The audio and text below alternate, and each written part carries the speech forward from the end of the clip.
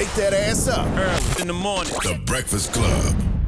Morning, everybody. It's DJ Envy, Angela Yee, Charlamagne the God. We are the Breakfast Club. We got a special guest in the building. That's right. Gia Peppers. Hi. Welcome. I love you guys. How are you? I'm good. How are you? Not too many people beating up this media game like you. Oh, wow. Wow, that means a lot coming from It's you. the truth, But though. like, I mean, this is the media conglomerates that y'all build so many things for businesses, and y'all just killing it. I love to see all of you guys. No, we love truly. to see you. Every time somebody asks me, like, who you think would be good for this? I'm like, Gia Peppers would be good. Thank you. I love you, Yee. Thank you. It feels like family, so I'm happy to be here. How you feeling? I feel great. Like it's a weird morning in New York. The weather's been really weird Yeah, it this has. week. Yeah, a little but you know, I'm grateful to be here and be here with y'all. Like I respect all of you guys differently. I've worked with all of you guys in different capacities, so Yeah. I love that. Something every day. You were just in North Carolina, right? For Yes. Dreamville? How was that? Oh, it's lit. Like Tell us about it. So Dreamville Fest, you know, J. Cole's festival, 2 years. This is now his second one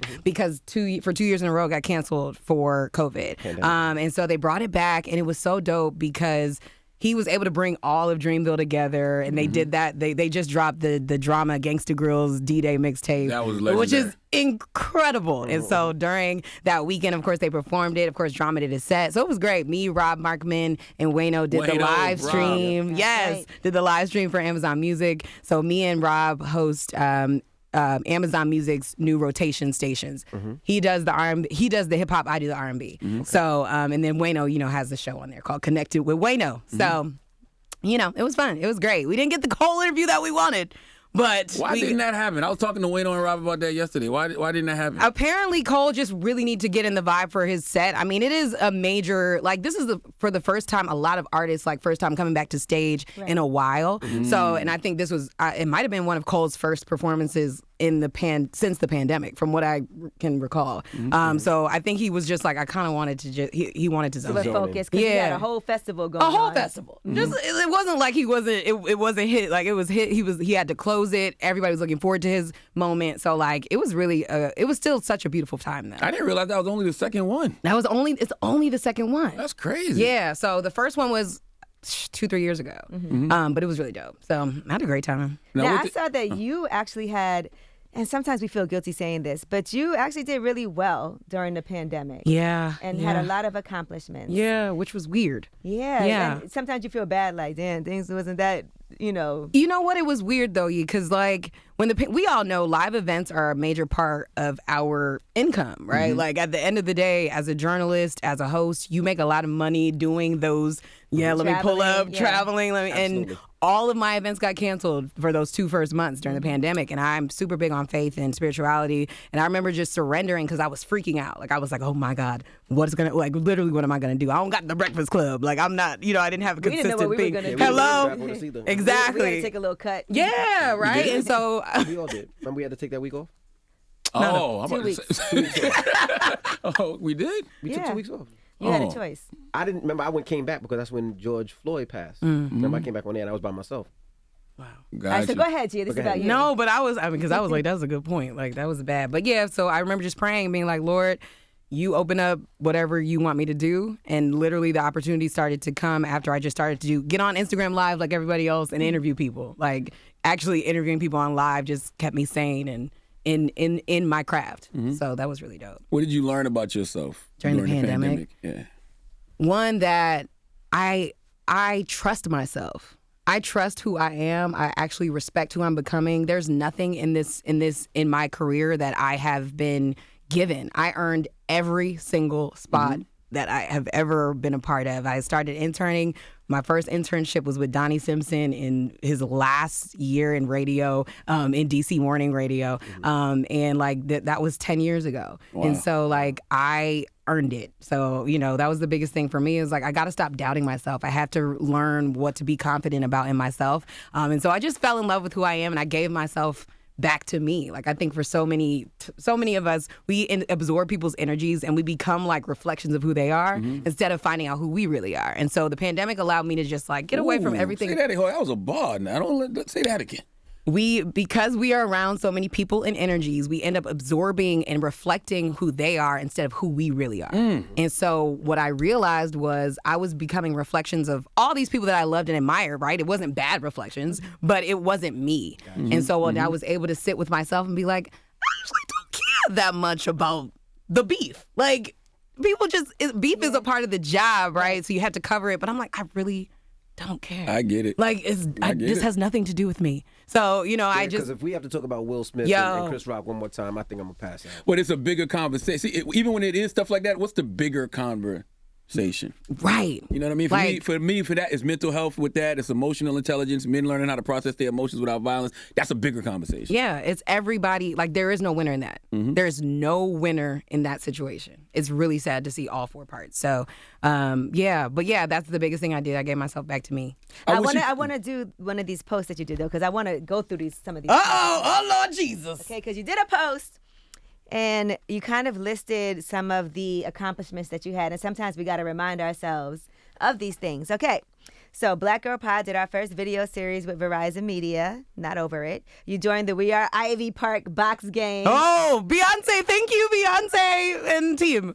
That was when you also announced and launched the More Than That show, your first podcast, which is now in its second season, which you're executive producing. Yes. Congrats. Congratulations. Thank you. You joined the Entertainment Tonight live digital team. And you did your first Grammy Awards post-show. Yes. You made 3 appearances. At that point, it was 3. On the Today Show Third Hour Today, covering entertainment's biggest moments and projects. You and Taylor Rooks also did some acting as journalists on Tyler Perry's The Oval on BET. Yes. And you hosted a party for #Cinderella 1997 with your faves. The best party ever. And you dropped a new episode of your YouTube series, Give You the Game. Yeah. Wow. Okay. You did thank a lot. you. It was you writing this. Thank you. And you did 90% of that from your home. Yeah. So that is absolutely amazing. Thank you. I do want to make sure we commend you on this, and that everybody listening, if they, don't follow you and didn't see that, that they can even understand those things during the pandemic that you accomplished, that you had to stop and give yourself credit for. So I want to give you credit. Thank you. On this platform here too, because that is absolutely amazing. Thank you. I told you not too many people beating up the media game like you.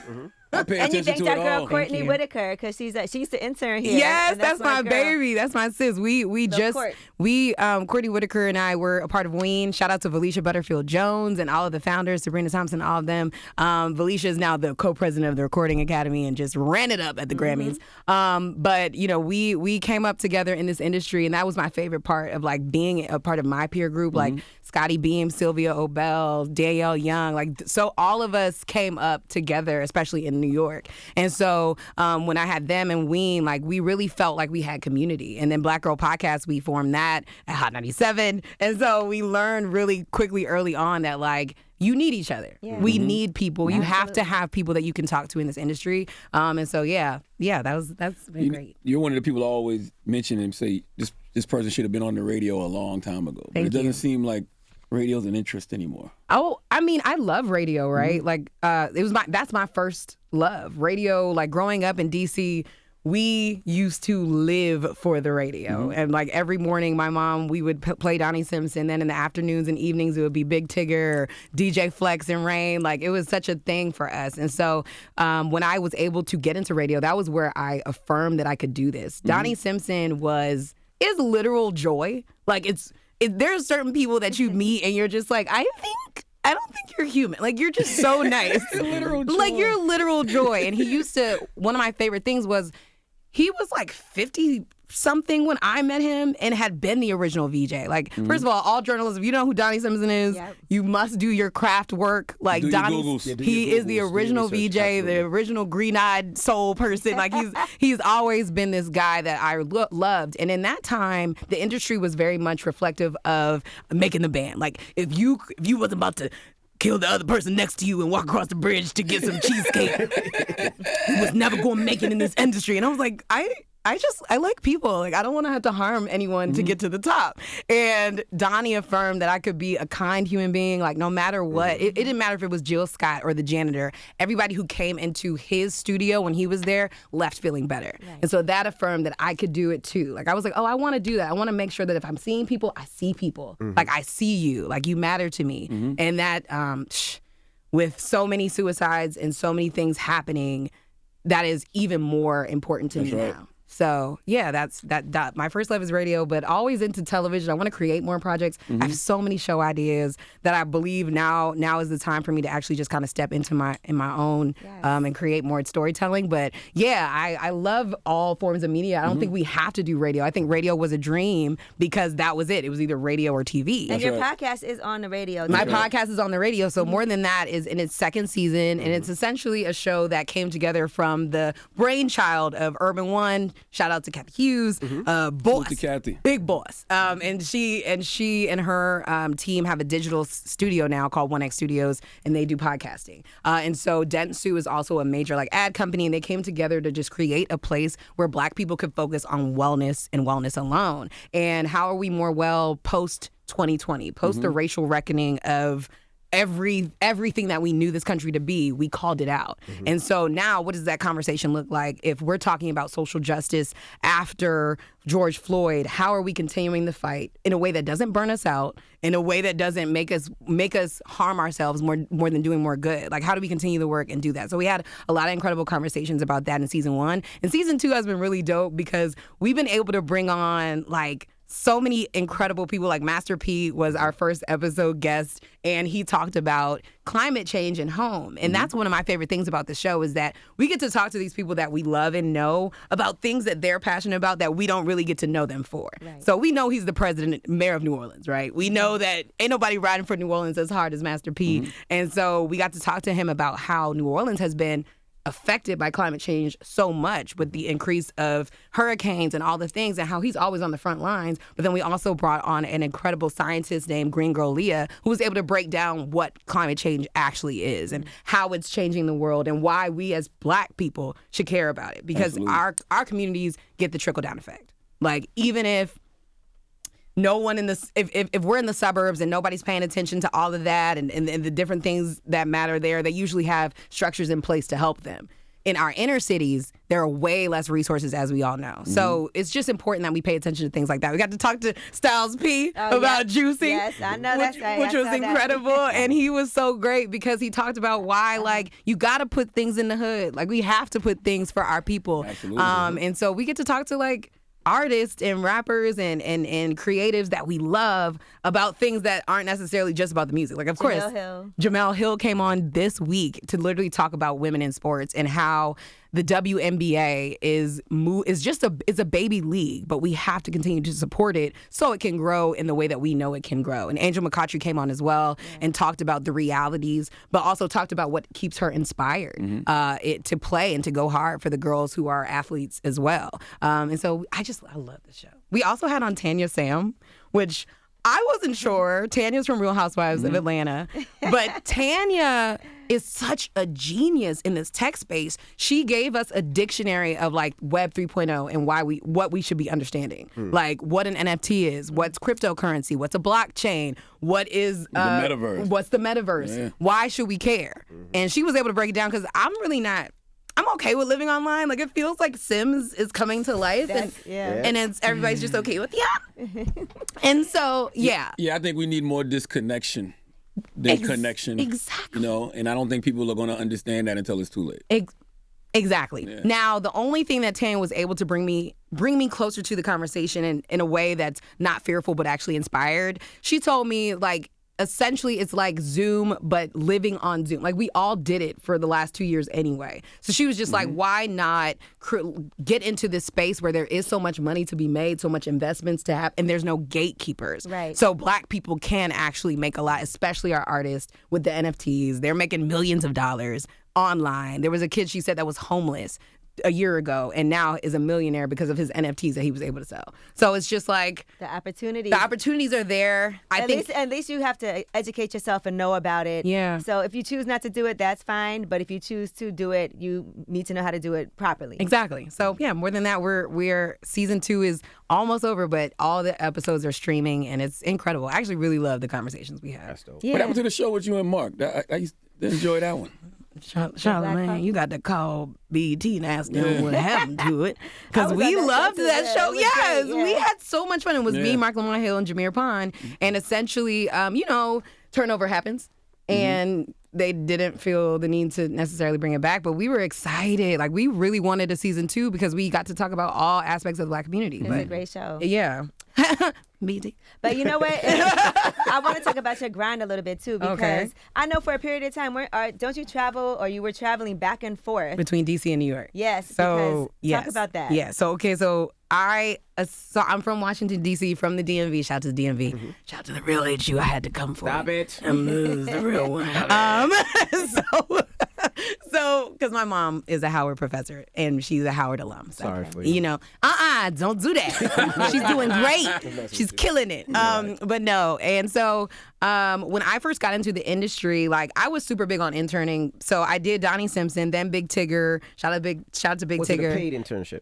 Heck no. What? I just have to throw that out there. Because that's new. Yeah, that is definitely new. And these kids was like, no, if I'm not getting paid, I ain't doing the internship. And that's why they miss out on opportunity. I'm like, what? And I said, who said a payment? The only payment I got was at the end of my last internship was with Live with Kelly and Michael at the time. And we got a $27 a week stipend for the train. That was nice. it. That was it, right? I didn't even get that. Hello? Okay, so Exactly. That's why I was like, I don't know. I kind of never mind. I understand there's a lot of laws around it right now, so whatever. Which is crazy, but go ahead. Exactly. So I kept interning, and I had done Wendy Williams for 2 seasons actually as well. The talk show? Yeah. Okay. You did every show, damn it. I really wanted, so my dad's a journalist. Shout out to my dad, Gregory. I love him. Love my life. And he worked in hard news. He was at CNN. He's at CNN. He was at the Associated Press and NPR before that. And when I was 2 months old, he brought me into the newsroom, and he was so excited to have his baby. That was his first child. And so he brought me into the newsroom, and he was like, everybody, Gia's going to be an on-air talent and a broadcast journalist. He told everyone I was going to be a broadcast journalist. And so he comes home and tells my mom that story. And he's filming us because my dad was the dad that had the huge camera in the 90s, the huge big old camera. And he was, just big. And he was retelling the day. And he was like, yeah, Gail, I told everybody that Gia is going to be a broadcast journalist. And so literally like 30 years to the day, almost 30 years to the day, I found that video. And I had just looked back at like, oh my God, it really all happened in the way that my dad, he was joking, but it really happened. And so once I kept interning, my dad told me, like, you don't have to get a master's. You don't have to get a master's to be successful at journalism. The only thing you have to do is get in the field and let people know that you can do things. That's right. It's about what you do, and it's about who knows you. And it's about integrity, right? And so I just kept working. So when those opportunities would come up, when I graduated, it was in the middle of the recession in 2012. I went to Rutgers University, and it didn't matter. I had 4 internships, 4 or 5 great internships, no jobs. So I started freelancing, and so I would send out my tape. I would do different red carpets with this blog called Music Exclusives, and I would start doing little things like that. And then little by little, I started to get my reel together. And then after a while, I was able to send it out. And so I sent it to the Wizards were having in-arena host auditions. And so I went to Rutgers, and my co-host, Rodney Rakai, was the in-arena host, and he knows everybody from New Jersey. So my friend was like, you should audition for this. And I was like, why not? I grew up in the Wizards arena. Like, I love the Wizards. I love the NBA. I love basketball. So why not? So I sent it in, didn't think I would ever hear anything. And then they were like, yo, we want you to come in and do it. And so I auditioned. And at that time, I was the associate editor for EssenceFest.com. And I was working with Ebro at Hot 97 for Blame Ebro. And so I was like, I have really incredible gigs happening in New York. And I would get the opportunity to host in front of 11,000 people every single home game in D.C. I am not giving up either. So when I got the job, I prayed and I was like, Lord, all right, what we going to do? And so what ended up happening was I explained to both jobs, I was like, look, I have this incredible opportunity in D.C., but I will not falter on the work that I have here. And so they would let me go. I would wake up and get to the office, whether it was Ebro or Essence, it depended on the day. I would wake up, get there at 8 a.m., work until 12. Then I would take the bus or train at 12:30 to D.C. I would get to D.C., shout out to Verizon Center, in Gallery Place, take the train over to the arena, get there by 5, do my hair and makeup and eat, start hosting by 6:10, do the pre-show from 6:10 to 6:30. Then the game would start at 7, host until 9:30. My mom would be there. She is Sports Center. Gail, my mom, is Sports Center. So she would be at the games, take me home, and my dad and I would wake up at 4 a.m. and I'll get back on the 425 train like nothing ever happened and be back in New York. That's the grind. Yeah. And I did that for 4 seasons. Wow. Yeah. So I I just was never gonna let no be my thing. Like, see how special Gia is. That's why I wanted you to tell, because I used to be like, that is insane. Yeah. Like, that schedule. Yeah, and I never wanted to give it up because, like, I was seeing Kobe Bryant's last game. Like, I was seeing John Wall kill it. Shout out to John Wall, the league. Y'all got to get my boy. I don't know what y'all doing, okay? Thank you. John Wall play, like, it was so brilliant. I couldn't give up either. And that arena ended up being my grad school. Like, where my friends was like, yeah, I went to NYU for 4 years. I was like, nah, I was hosting. And I was able to learn how to stay live. Like, on the Jumbotron, it's the craziest thing. If you mess up, everyone sees it. Right. And it's not like the TV where it's like, oh boy, when I get on Twitter, they're going to notice. It's like immediately, they're like, oh. Yeah. A lot of greats did that grind from DC to New York. Wendy.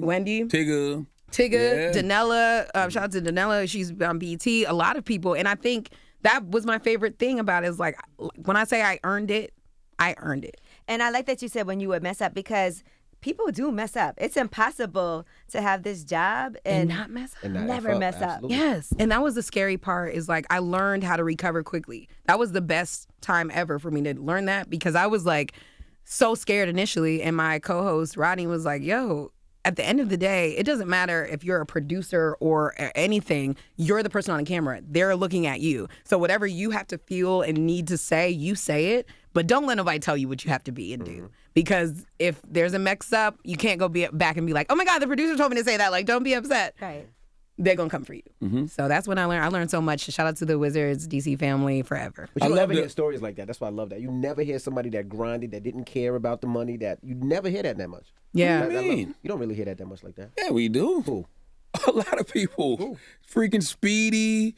Yeah, the Nylas of the world. Like, what are you talking about? A lot of people do it and they get paid for it. She did it without getting paid. She did all those opportunities without getting a dollar. And wait a minute, I was getting paid with. Not when you did all them internships. Oh no, not the internships. No. But that's why I went to college in New Jersey. Like, I wanted to go to HBCU. I wanted to stay in DC and go to Howard, but I knew that New York had all. You tried it. I knew that New York had the elements. Like, if I wanted to be in entertainment, because my dad was like, at that time, there's no such thing as entertainment news. So my dad was like, there's no such thing. They just, that's the thing they do at 6:45 to hold over the between traffic and weather. But no one cares about that. It'll never be a thing. And then literally entertainment started blowing up. Ugh. And so it ended up being, I used what the advice my dad gave me and just went at double hard, because he was like, there's never going to be entertainment news. Now it's too much. Now when you turn on CNN, MSNBC, they talking about the same things that. What are you talking about? Yeah, it's like that's not what that's for. Yeah. But I also now would love to see a shift back to storytelling, because I feel like we have created a rift between the creatives, the creators, the artists, because they feel like we're out to get them. And so when I create content or when I interview people, I really just want to get to the human without being like, oh, gotcha. Like, here y'all go. I'm trying to make you, I'm trying to make a hit or whatever. Like, I think it's really important to remember that the people that we look up to and have millions of followers every single day and do the great things in fashion and beauty and hair and our singers and actresses, they're still people. That's right. Like, these are still people that are suffering the same way we suffer, crying the same things that we cry about, laughing the same ways that we laugh. And so I just miss that. And I want to create more opportunities around that. If I'm a part of a project, it's got to be a project that has either an element of humanity at the forefront or reminding people of their own greatness. That's what I'm about. You know what I think?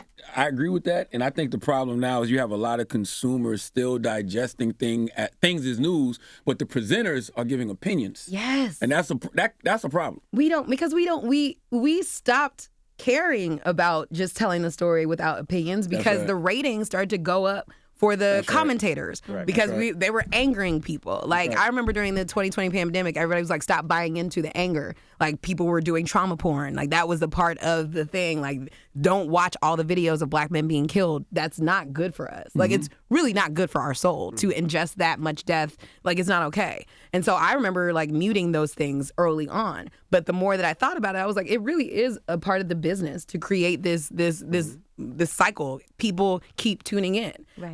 And so for me, I'm like, I want to have fun again, and I want to tell stories again, and I want joy to be a part of our narrative just as much as of the struggle is just as much as the hard work is. Like, I want Black joy and Black love to be my favorite, the things that we talk about. It's always been like that, though. As they say, if it bleeds, it leads. Literally. Yeah. That's why I had to leave news. My first job in the industry ended up being at overnights at the CBS radio news desk, not far from here. And I was like, what? The last straw for me was the Sandy Hook shooting. All the children who got killed by that mentally ill young man who walked into a elementary school and killed those kids in Connecticut.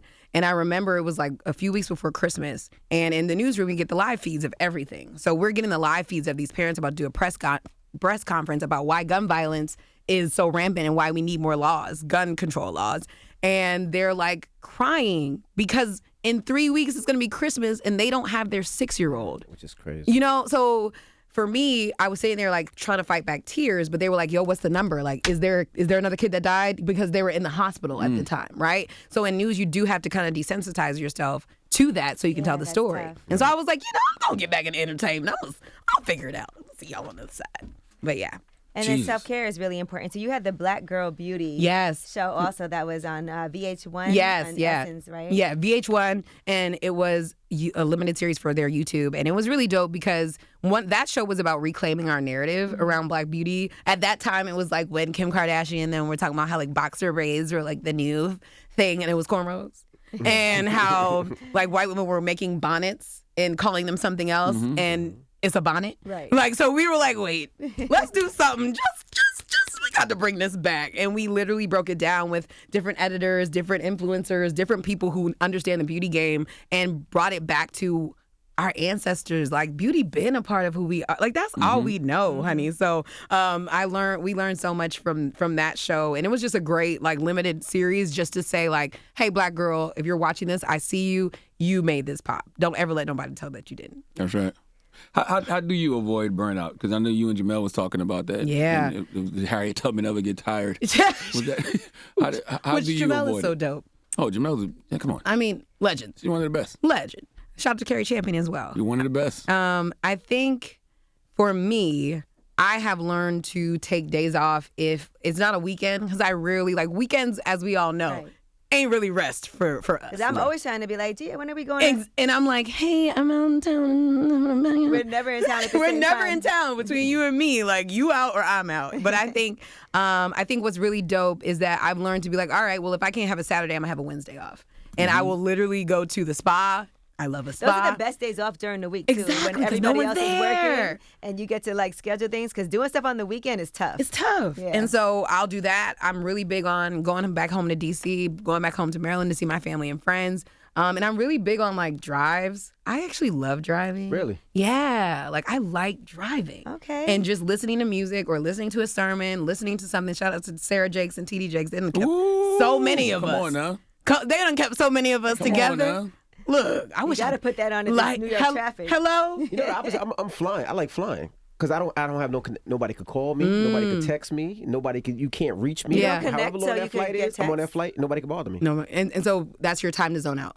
Zone out. I definitely get my text messages still on the phone. Yeah, me too. No, I don't even do that. Before I used to I got the Wi-Fi. I cut the Not Wi-Fi me. off. Turn it off. Yep. You can't catch me till I land. Disconnect. I love it. Where do y'all? So you flight? Where do you recenter? I be home. I don't do the weekend thing. Yeah. You know what I mean? Like, I have my life structured now to a certain point where I got 4 kids and a wife.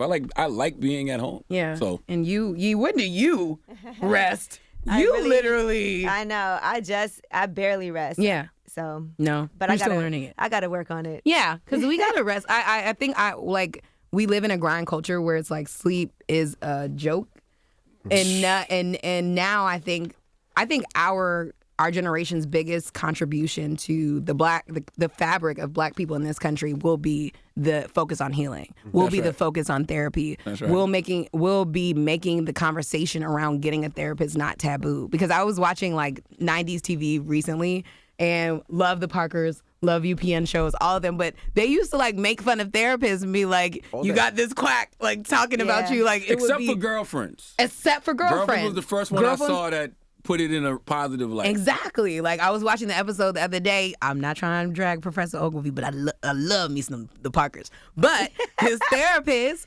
was like a con man, and he was like he was joking like, he would take notes and be like, hey, did you hear what I said? Like I said, I'm struggling right now. And the guy would be like, oh, I'm sorry, I was doodling. Like, so I remember watching that and being like, therapy is a waste of time. And now our generation, especially the work that you guys do up here with a lot of the mental health talk, has been so good that people are like, I think I might try it. Like, I don't know what it is, but I think I need to try it. Absolutely. Yeah. 100%. But that's why I said self-care. So I make time to work out. I make time for therapy. I make time for my Bishop T.D. Jakes and Sarah Jakes every week. Like, those are priorities. That's it. Everything else, Yeah. Like, Sarah is one of those, like, really incredible people. I tell her all the time. She and I became friends because she called me up to do Woman Evolve, the Woman Evolve conference when it came back to the Potter's House this year. And faith is really big to me, but I've never been a speaker in the faith space. And we all know it's a different space. It's a beautiful space, but it's like, oh boy, am I gonna do okay? I hope I get the scripture right. Is it Romans 8:20? Okay, let me make sure I get it. Let me make sure I brush up. Because I read the Bible every day, but we live in a time where you can like highlight things on your phone. You don't have to remember everything. Like, you don't remember the space. I can quote a Jay-Z verse before I quote that. I can quote the scripture, but not know what the scripture is. Right. And so I'm learning now to be better because I want to be like Romans 8:28 for all things work together for the good. Hallelujah. But I remember being there and being so nervous because I was like, Sarah, I'm not like, she had pastors who were like well-known pastors and therapists who were like well-known therapists. And I was like, Sarah, why do you have me here? And she was just like, I believe you represent what we need. Like, you're both. You're in the culture, but you love God and you're not afraid to share it. That's right. And so for me, I'm always just like, all right, so how can I be more in that space too? Because I love that space. Like, TD interviewed Denzel this weekend about the aftermath of the slap. And I said, come on, TD, doing our jobs. But I love the way TD did it because TD was latching on to the quote Denzel said. God and the devil. Come on. That's literally, but I think that's where they master it. Like, they aren't so unreachable that you feel like you have to go into church looking like the perfect human being. Right. Like, you go into Sarah and Teray's church at 1LA, which they're about to open back up for service, which I cannot wait. You go in there and you're like people in jeans, people in hoodies, people chilling, but they're serving God, and I think that's so incredible. So shout out to all the people that are just figuring it out. Gia, what about obstacles that you've had? Oh my gosh, do we have time? Because we also know being in this business, being a woman, being a Black woman can be a lot more difficult. So what were some of the things that you went through that you had to overcome? The biggest thing I think that I went through was I remember, so watching Genius was so beautiful to me. Shout out to Chike and Cudi and Kanye. As complicated as the feelings I have about Kanye are very complicated. But what I really loved to watch in that documentary was like that hustle of going into offices every day and trying to get people to see you, because that was me. Like, my first few breaks on TV was just on hosting in general was just me going into offices and being like, no, I promise you I'm gonna kill it. Like, I promise you I'm gonna kill it. And people being like, you should probably go into local news. You're a really nice girl. You can do great in Milwaukee. And I'm like, I'm not going to Milwaukee. I live in New York. So y'all gonna give me a chance to show you or not. And so for me, it was always just trying to prove that I could do it. And then finally believing it myself. I was so used to struggling that when things started to finally happen, I couldn't believe it. Like, I was sabotaging it for myself. Like, I'd be like, oh, it's not really that big of a deal. It's just not that deep. You weren't worthy. You didn't feel worthy. I didn't feel worthy of it because I'm so used to grasping for it. When I finally got it, that's a whole different type of lifestyle and mindset you had to have. And so for me, it was grasping that, but then also being paid less than men in this industry is still a real thing. And it's a thing across all industries, especially for Black women. We all know the gender pay gap is super real, but for Black women, I think we make like 20 cents on the dollar compared to like white men. And don't quote me on that. I'm gonna research that. But I know there's a major gap. And so for me, standing up for myself and negotiating what I really need has been one of the hardest things, because we all know it's a relationship to a relationship, opportunity to opportunity industry. So just because you do it in one place doesn't mean they get you in another place. That's right. So for me, I've always been like, all right, the rate is the rate. If it's an opportunity that I really love, sometimes we can do something with it. But I'm trying to be real about me being a businesswoman and me understanding that. And so for me, the biggest struggles were there. And then like self-worth, like understanding that I am enough. What I say matters. My story matters. I didn't grow up like everybody else, but that doesn't mean that I have to be anybody else. And understanding that like not being afraid of light in being happy and being good and being a person who likes to be integral. Like, I don't care. Everybody can keep it. It's a lot of shade out here. The shade room is great for what they do. I had to unfollow them, child. I couldn't do it no more. But I think that, like, there also needs to be platforms that are just as powerful that do the opposite of that, right? And it doesn't have to be quote unquote corny. You can still tell a great story, but what are we giving people at the end of that? What are they walking away with? And so that's what I'm really focused on doing. But you still see those people that you face those obstacles with? Oh, what? Yeah. And what do you say when you see those people? It's all right. Yeah. It's okay, because I learned, I already forgave them once they told me no. You can't hold on to it. Like, it'll drive you crazy. It will literally drive you crazy. Like, we all know that comparison is the thief of joy, right? Mm-hmm. And I used to be in a space, especially when I first started, because back before the internet changed and social media changed, there were rules to the game, right? Like, especially in journalism. You went to school. That's right. You got your degree for 4 years. That's right. And then you could become a host or a talk show host. You could do what you had to do. You could learn what you had to learn, and you would be on TV somewhere, right? You would have to earn it, but you would get there. I remember when social media happened, everybody became a journalist, a blogger, everybody was everything. Commentator, a DJ, a rap. absolutely. And I was like, well, dang, what happened to the rule? Like, I did all the rule following. I did all the things that everybody said. I went to class on time. I ain't go to Tipsy Tuesdays because my internship was on Wednesday morning. Like, I tried. Like, I did everything right. And then there were no rules. But the cream rises to the top, though. The cream rises to the top. And then I realized rules were just made so people could try to define who you are without you defining it for yourself. Mm-hmm. And so my friends who were the anti-rule people and the representative of what's going to be for you is always going to be for you inspired me to just say and do more of what I wanted to be, because I was so consistently focused on being the perfect, like, put your best foot forward or else they're gonna da-da-da-da.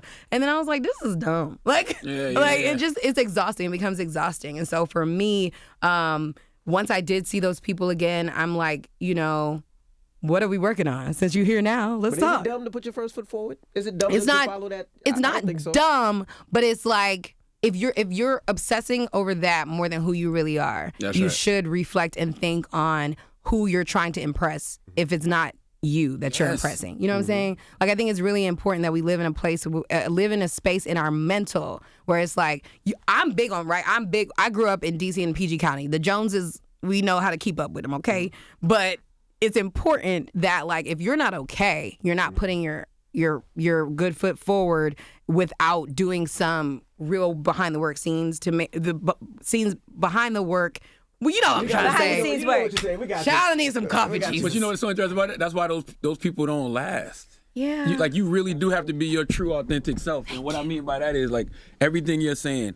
For so long, this culture has put itself in a box. Yeah. But who says Sarah Jakes can't be on Breakfast Club one day and then Kodak Black the next day? Who says we can't talk about, mental health, but then, hey, man. Stuff. Like, who says? Yeah. Like, who says we can't? When we know we're all of those things. Yes. And I've seen so many personalities over the years suppress every portion of them just to give people this one portion, and that eventually burns out. It does. And my favorite thing is watching how Black women are taking up space right now. Like, shout out to Issa Rae. Legend. Legendary. Big real estate Ray. Big Ray. I was at Leading Women Define, which is Deborah Lee's conference that she does for just Black women, just billionaire Black women, all types of Black women, her friends. And so, big Deborah Lee. And Issa got the Butterfly Award, which is where they, like, honor people who are incredible and doing great things. Mm-hmm. And she talked about how, like, 5 years ago, she wasn't doing any of the things that she's doing now. Like, she had just started Insecure. It was in its baby season. She was this bubbling new artist that we knew because of Awkward Black Girl, but people didn't really realize who she was yet. Mm-hmm. And, like, just walking into who she is now in this new season of her life, where it's not every day she's going back to set. It's like she's giving herself time to rest, but she's also opening up the box of what she wants to do. That's like right. She, for me, represents, like, the dream where you can have a radio label. You can have anything you want. You never have to put yourself in a box. And there are so many women who are doing that and killing the game that I just feel like we don't have to do that anymore. You don't have to be a person that is only one representative of one thing. If there's something you like I love music, I love singing, I love dancing, I love acting. I'm going to get back into all of that. And I hope people aren't surprised. So at the end of the day, I just feel like you live in a space where you take the limits off of who you are. Mm-hmm. And if you don't, you're going to suffocate. And so I'm just like, I ain't suffocating no more. I don't care about it. Y'all do what y'all got to do, but I'm going to just go after what I want. And Issa and Queen Latifah and all of these incredible people who decided to do everything and do everything well. Like, when you really look at Queen Latifah don't Latifah's... get her flowers like she like, should. can we talk about it? Because I've always liked the dynamic between her and Shaquem. You know what I mean? Because everybody, we had these conversations about investing in black women, and it's like, that's what Shaquem did his whole career. Mm-hmm. Like, he is him because of his relationship with Queen Latifah. That's like, Queen I Latifah love that. started as a rapper, like full on, straight from Newark, straight from New Jersey. Who you calling to be? Like, straight hood. And she was like the head of Flavor Unit. The head of Flavor Unit. And she went to living single. And then we were like, whoa, who's Khadijah? We love her. Everybody loves Khadijah. Yeah. And then she took that and ran with it and became, I mean, I'm surprised she's not an EGOT, but everything she does is so excellent. Everything that she does is and so she excellent. be so low key too. So She's low-key. not She don't do even- much press. Yeah. She's She so don't low-key. care. Minding her business. Minds her business. She's a kind human being. Like, every time I see her, because when people ask me who my career icons are, she is the icon for me because I'm like, I want to touch everything. I don't ever want to be like, I'm just a journalist, because I'm not. So I always tell her, like, yo, you really did it. Like you really did it. And she's just like, thank you. No, for real, thank you. Like, thank you, goodbye. But but she does take time to say thank you. Like, she hears and she sees people, and she's still that same. Like, you can tell she's still that same Latifah. Like, when she got on that record with Rhapsody, and she still killed it. That last album, like, it was one of my Eve favorite album. things. So yeah, she just shout out to Queen Latifah and all the black women killing it. You too, Yee. You be low key with yours, but you a whole business icon. Yeah, well, you got to come to the coffee shop. I can't, matter of fact, I'm coming now. What we doing? We appreciate you for joining us this morning. Yes, Thank you Tia so Peppers, I much. cannot wait. And when you're singing, dancing, acting, and doing all of those things, Yes. we're gonna be like, look, remember she was up here talking about I'm getting right back to it. I love you So, guys. but I believe it. I see daytime talk in Gia's future. Thank you. It's know? Gia. What'd I say? Gia. That's Yeah. Emmy's Why do I wife. always They do that that? all the time. They That's Emmy's do. wife. My Gia, friends were I'm like, sorry, I'm so Gia. surprised you never went up there, because they're always correcting your name. They're always saying, isn't it Gia? And it's always you. Like, no, it's Gia. It's Gia. But you couldn't always tell have me to I do didn't that. nail it just now. You did. After years, I didn't. It's okay. It's okay. He did it so smooth. He's like, and Gia, I when can you see get you there. on Don't and- worry, No, Gia. she does. Don't worry, Gia. I see. you. Yeah, thank you. Thank you, guys. Because it's And- not a name. It's not a. Every time your name is always mentioned in every TV room when it Wow. comes to any Thank you. talking anything, Thank talk you. shows all the time. Thank you. Somebody hire me. Give me the job. I appreciate Yvonne it. said that when she was up here too. Yvonne did too. Yeah. Shout out to Yvonne Orgy. That's Yeah. my sister. I love her so much. She's another person that can do no wrong and do everything right. But thank you guys so much for having me. Everybody, please tune into I love more that than she's that. closing us out. Absolutely. Everyone, What's her name? Charlamagne? Gia Pepper. There thank go. you. Gia More than Pepper. that. Thank It's you the guys. Breakfast Club. Good morning.